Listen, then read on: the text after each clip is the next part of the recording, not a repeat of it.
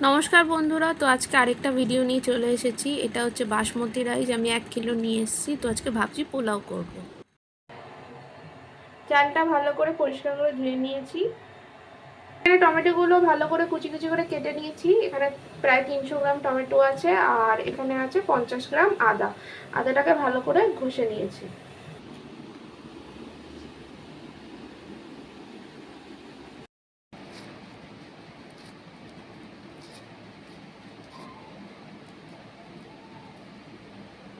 তো আলু সেদ্ধ করে ভালো করে ছুলে নিয়েছি। তো থাক ততক্ষণ আরগুলো রেডি করে রান্নাগুলো। তো আজকে আলু ভুনা করব, একটা নতুন ধরনের রেসিপি, যেটা আমি আমার মতন করে আমি রান্না করব। তো দেখতে থাকুন কিভাবে আমি আলু ভুনাটা বানাই। তো এই যে সেদ্ধ করা, ভালো করে সেদ্ধ করে নিয়েছি আলুগুলোকে। তো এইগুলো সব চন্দ্রমুখী আলু। তো চলুন। আর এই যে গরম জল আলুর দমের জলের জন্য। তো গরম জলটা ঠাক হয়ে গেছে, রেখে দিচ্ছি। তো কড়াইটি গরম হয়ে গেছে, এবার ঘিটা আমি দিয়ে দিচ্ছি। পরিমাণ মতন আমি ঘি দিয়ে দিচ্ছি।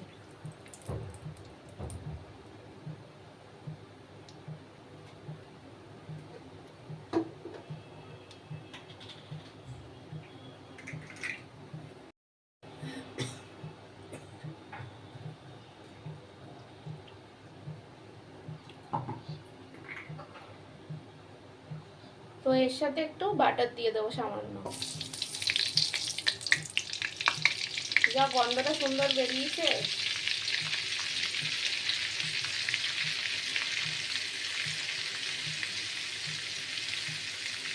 এবার আস্ত শুকনো লঙ্কা দিয়ে দিচ্ছি ভেঙে।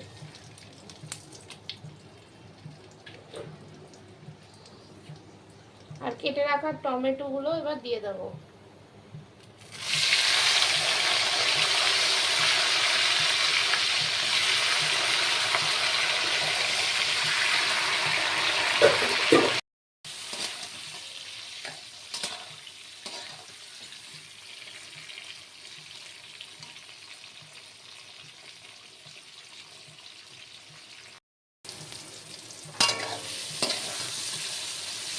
টমেটো গুলো ভালো করে গলে গেছে। এবার আদাটা বাটা দিয়ে দিচ্ছি।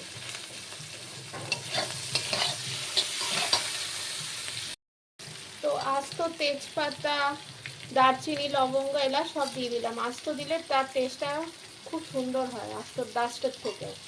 তো একটু দিয়ে নাড়িয়ে চাড়িয়ে নিচ্ছি। এবার মশলাগুলো দেবো। প্রথমে জিরে গুঁড়োটা দিয়ে নেব। তো পরিমাণ মতন আমি জিরে গুঁড়োটা দেবো।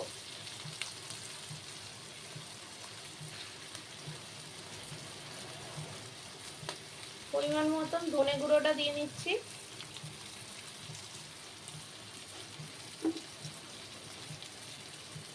লঙ্কার গুঁড়ো দিচ্ছি পরিমাণ মতন।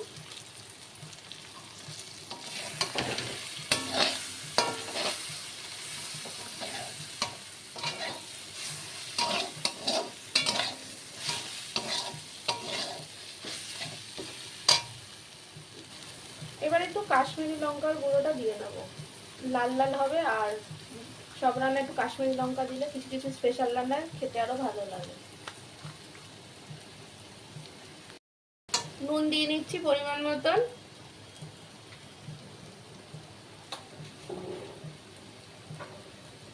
আর হলুদ গুঁড়ো।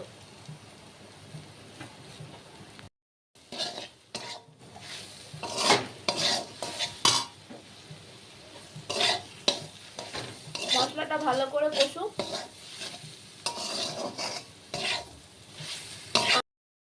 আলু ভুনা করার সময় মশলাগুলো ভালো করে কষিয়ে নিতে হবে। তো ভালো করে আমি কষিয়ে নিচ্ছি। তো মশলাগুলো আমার ভালো করে ভাজা হয়ে গেছে। তো এবার আলুগুলো দিয়ে নিচ্ছি। তো সেদ্ধ আলু দিয়ে আমি হাত দিয়ে ভেঙে নেব। তো ভাজবো না, এটা ভাজা হলে আলাদা হয়, বাট ভুনা আলুটা এভাবে করলে বেশি আরও খেতে ভালো হয়। তো আমার মতন এই রেসিপিটা আপনারা ট্রাই করে দেখবেন। যদি ভালো লাগে তো আমাকে কমেন্ট সেকশানে জানাতে ভুলবেন না। আর ভিডিওটি লাইক সাবস্ক্রাইব করতে ভুলবেন না। তো আলুগুলোকে বেশি ভাঙবো না, একটা গোটা আলুকে জাস্ট হাফ, একটা বা দুটো টুকরো করব। কারণ এই আলুটা আমি বেশি নরম করে সেদ্ধ করি, মোটামুটি সেদ্ধ ভালো হয়ে গেছে। তো সেটাকে আমি 2 টুকরো করে নেব, বা 3 টুকরো বড় আলু হলে ব্যাস, আর না। তো আলুগুলো এক এক করে আমি সব দিয়ে নিচ্ছি।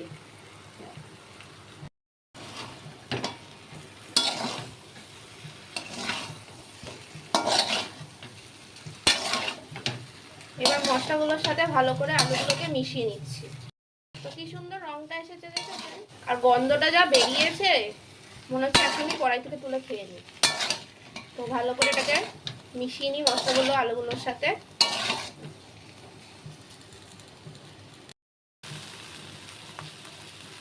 তো মশলাগুলোর সাথে আলুগুলো ভালো করে কষে কষে গেছে, একদম লাল লাল, কি সুন্দর লাগছে। তো গরম করা যে জলটা আমি ফুটিয়ে রেখেছিলাম, ওই গরম জলটা পরিমাণ মতন দিয়ে দিচ্ছি।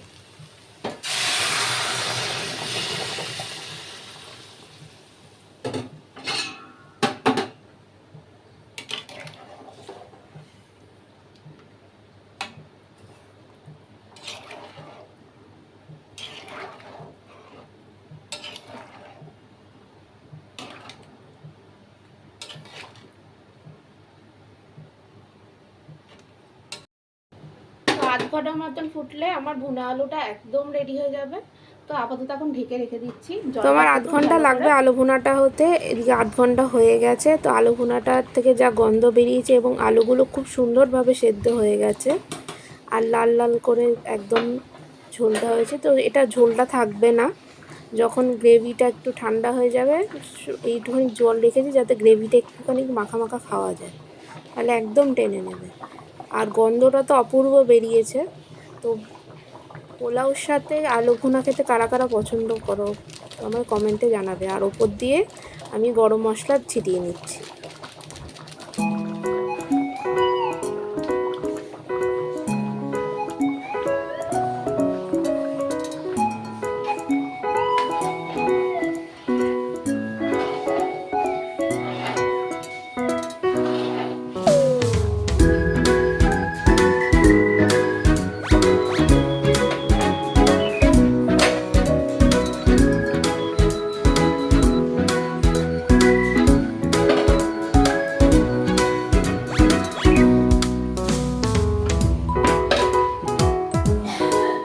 তো আলু ভুনাটা তো আমার রান্না হয়ে গেছে। তো গ্যাসটা বন্ধ করে আমি ঢেকে রেখে দিচ্ছি। ওইদিকে এবার পোলাওটা শুরু করব।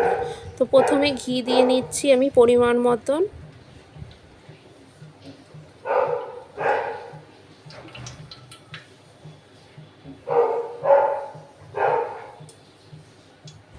এবার তেজপাতা দিয়ে নিচ্ছি 4-5টা ছিঁড়ে নিয়েছি, একটু নাড়ি চাড়িয়ে নিচ্ছি।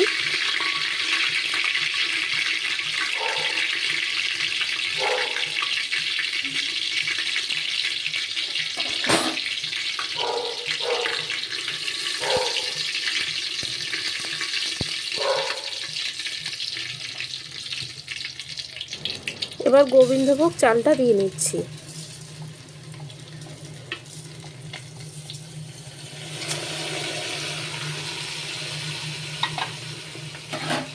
এবার ভালো করে মিক্স করে নেব।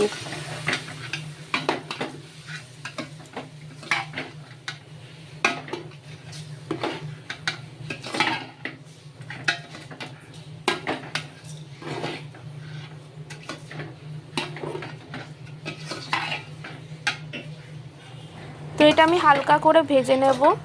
গোবিন্দভোগ চালটাকে হালকা লাল লাল হবে, তারপরে বাকি যা মশলা দেওয়ার জল দেওয়ার দেব। আর ওইদিকে ততক্ষণ আমি যে বাটিতে আমি চালটা ভিজিয়ে রেখেছিলাম সেই বাটির 2 বাটি গরম জল আমি রেডি করে নিয়েছি। এই যে গরম জল, যতটা মাপের চাল ততটা মাপে গরম জল। আর এখানে কাজু কিশমিশ আমি ভালো করে কিশমিশ ধুয়ে নিয়েছি। তো চালটা তো প্রায় ভাজা ভাজা হয়ে গেছে, কাজু কিশমিশগুলো এবার দিয়ে নিচ্ছি।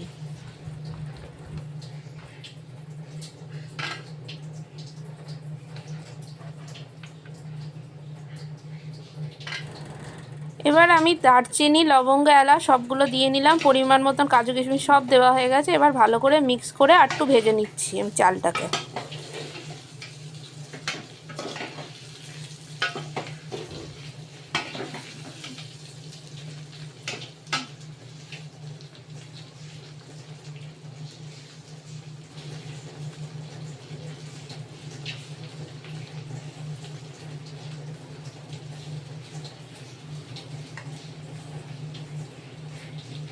দু বাটি যে গরম জল করে রেখেছিলাম তার মধ্যে 1 বাটি জল প্লেন আগে আমি দিয়ে নিচ্ছি হাঁড়ির মধ্যে।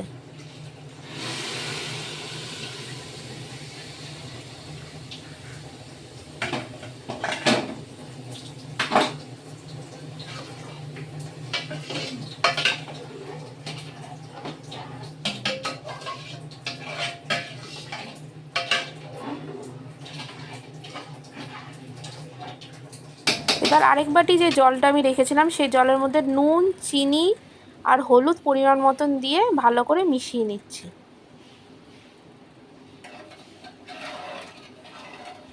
মিশিয়ে নিয়ে এই জলটা এবার হাঁড়ির মধ্যে একটু দিয়ে নেব আমি।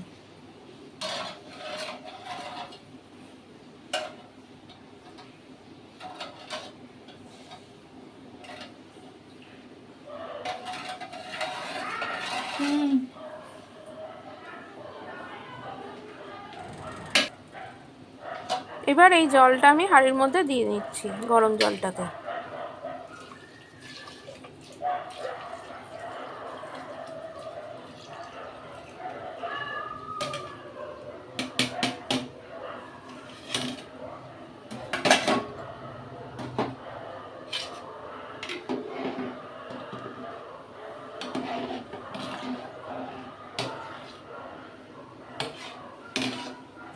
এবার ভালো করে মিশিয়ে টিশিয়ে নিচ্ছি আমি।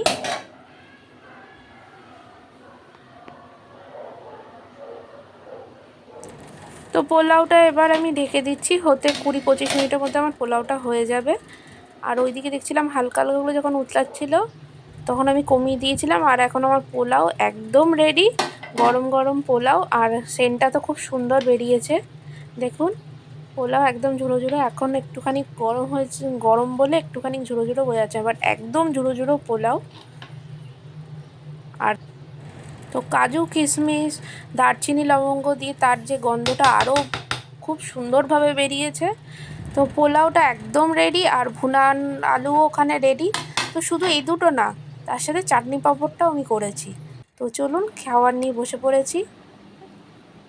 তো এই যে গরম গরম পোলাও আর হচ্ছে ভুনা আলুর দম, তো খেয়ে দেখা যাক কেমন হয়েছে।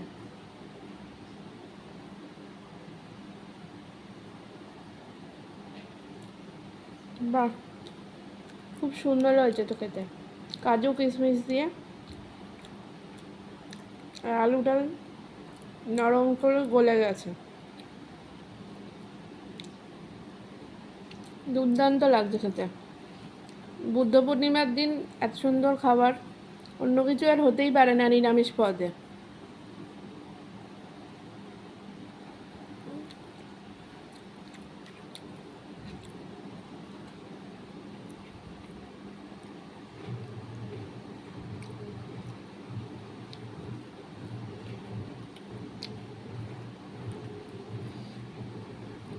খেয়ে নেওয়ার পর দেখা হচ্ছে চাটনি পাঁপড়ের তো সাথে। পোলাওটা দারুণ লাগছিল খেতে।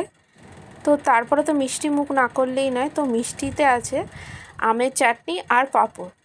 তো এই গরমকালে আমের চাটনি কারা কারা পছন্দ করেন, তো আমের চাটনিটা আমি বানিয়ে নিয়েছি। এর রেসিপি যদি দেখতে চান তো আমায় কমেন্ট সেকশানে জানাবেন, কী করে আমি বানিয়েছি আপনাদের সাথে নিশ্চয়ই শেয়ার করব। তো দারুণ লাগছে আমের চাটনিটা, মুখে দিয়ে একদম মিষ্টি টক দুটো মানে মুখটা একদম খুব সুন্দরভাবে হয়ে যায়, মিশে যাচ্ছে। আর পাঁপড়টা দিয়ে তো চাটনি খেতে কার না ভালো লাগে। তো এই টাইপের রান্না কারা কারা বাড়িতে বুদ্ধ পূর্ণিমার দিন কীরকম রান্না করেছেন আমাকে কমেন্ট সেকশানে জানাতে ভুলবেন না। আর ভিডিওটি যদি ভালো লাগে তো লাইক শেয়ার কমেন্ট করতে ভুলবেন না। আমার তো দুর্দান্ত লেগেছে, আর সবাই বলছে খুব ভালো হয়েছে রান্নাটা। তো দেখা হচ্ছে নেক্সট আরেকটা ভিডিওতে।